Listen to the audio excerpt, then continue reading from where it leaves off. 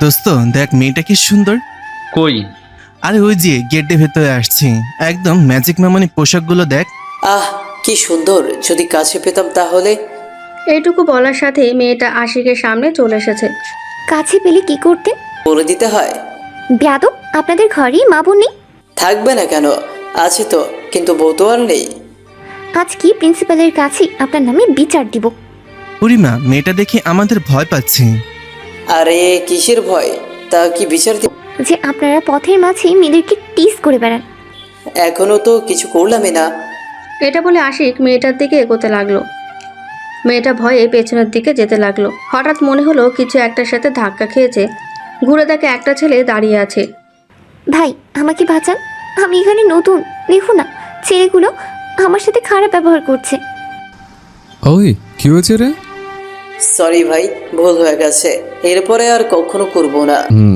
মনে থাকে জানো, আপনি ক্লাসে যান। ধন্যবাদ আপনাকে। মেয়েটা বলে সামনের দিকে চলে গেল। এই মিস, আপনার পেছনে তো ছেঁড়া। সিয়াম বলার সাথে সবাই হেসে উঠল। মেয়েটা কথাটা শুনে পেছনে তাকিয়ে দেখে তাকে যে বাঁচালো সেই কথাটা বলে তাদের সাথে হাঁটছে। তার আর বুঝতে বাকি রইল না যে ওদেরই বন্ধু এটা। মেয়েটা আর কোনো দিকে না তাকিয়ে সোজা ক্লাসের দিকে চলে গেল। কিরে মামু, অভিনয় করে মেয়েটাকে তো বাঁচালি, আবার নিজেই তাকে টিস করলি, ব্যাপারটা তো ঠিক বুঝলাম না। আরে এটা হচ্ছে নতুন স্টাইল, বুঝলি? তো মেয়েটা কি বলছিল তোদের? এই যে প্রিন্সিপালের কাছে নাকি বিচার দিবে, তাই বলছিল। তাই নাকি? সেটা দেখা যাবে, চল বাসায় যাই। বাসায় যাবি মানে? ক্লাস আছে তো। দূর, এত পরে কি হবে, চল তো। ঠিক আছে, চল। সবাই বাসার দিকে রওনা দিল। এবার পরিচয়টা দেওয়া যাক। ওপরে যারা কথা বলল তারা প্রত্যেকেই বড়লোক বাবার ছেলে। ভার্সিটির একটা মেয়েও তাদের হাত থেকে বাদ যায় না। আর যদি নতুন মেয়ে হয় তাহলে তো কোনো কথাই নেই। ওদের মধ্যে সিয়াম হলো সবার লিডার এবং সবার থেকে বড় লোকও। আর এই অধিক টাকা থাকার কারণেই বিগড়ে গিয়েছে। সবাই মিলে বাসায় চলে এসেছে, পাশাপাশি বাসা। আম্মু খেতে দাও, ক্ষুধা লাগছে। এত তাড়াতাড়ি চলে এলি কেন? ক্ষুধা লাগছে সেজন্য খেতে দাও। আচ্ছা, তুই টেবিলে যা, আমি খাবার নিয়ে আসছি। কিসের খাবার? সারাদিন টো টো করে ঘুরে বেড়াবে, বন্ধুদের সাথে আড্ডা দিবে, মেয়েদের পিছনে ঘুরবে, পড়ার নামে তো খোঁজ নেই। কি খালি পরে করো, এত পরে কি হবে? তেড়া কথা বলবি না। আহ, তোমরা থামবে? শিয়াম, আই খেয়ে নে। হ্যাঁ, আদর দিয়ে তো মাথায় তুলে ফেলেছো। যা খেয়ে নে, আমার সাথে যাবি। কোথায়? আমার অফিসে। তুমি যাও, আমি পারবো না। সিয়ামের বাবা আর কোনো কথা বলল না, জানে বলেও কোনো লাভ নেই। খেয়ে দিয়ে সিয়াম ঘুরতে বেরিয়ে গেল। অপরদিকে গল্পের নায়িকা খুবই শান্তশিষ্ট এবং ভদ্র। কিরে সঞ্জিদা, কোন ভার্সিটিতে ভর্তি হবি তা নিয়ে কিছু ভেবেছিস? ভাবছি ঢাকা ভার্সিটিতে ভর্তি হব।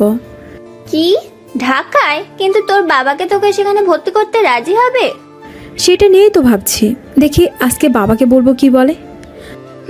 বলে দেখ কি বলে। আচ্ছা, আজকে আসি, ভালো থাকিস।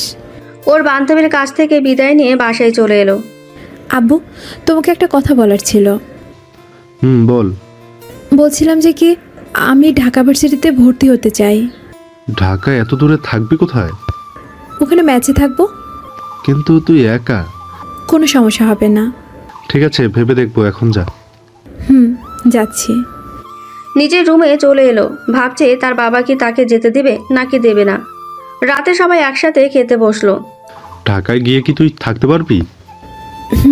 পারবো। কিন্তু আমাদের তো ভয় হচ্ছে, যদি তোর কিছু হয়ে যায়।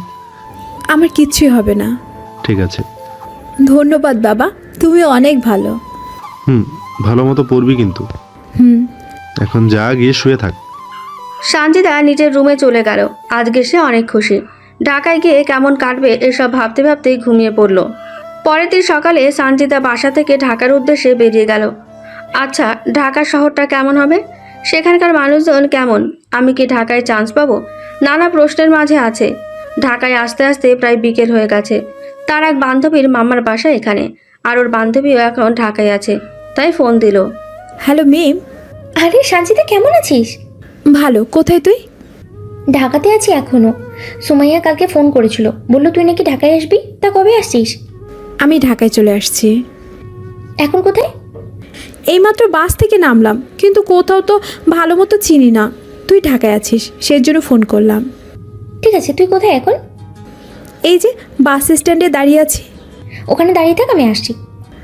তাড়াতাড়ি আয়, সন্ধ্যা হতে চললো। ওকে। তারপর মিম এসে সঞ্জিতাকে ওর মামার বাসায় নিয়ে গেল। আসতে কোনো সমস্যা হয়নি তো? না, দাঁড়া, বাসায় ফোন করে বলে দিই যে আমি চলে এসেছি, না হলে তারা শুধু শুধু চিন্তা করবে। সঞ্জিতা ওর বাবার কাছে ফোন দিল। হ্যালো বাবা। হ্যাঁ রে মা, গেছিস? হ্যাঁ, আমি ভালো মতো চলে এসেছি, তোমরা চিন্তা করো না। ঠিক আছে, ভালো মতো থাকিস। আচ্ছা, এখন রাখি। তা কি ভাবলি?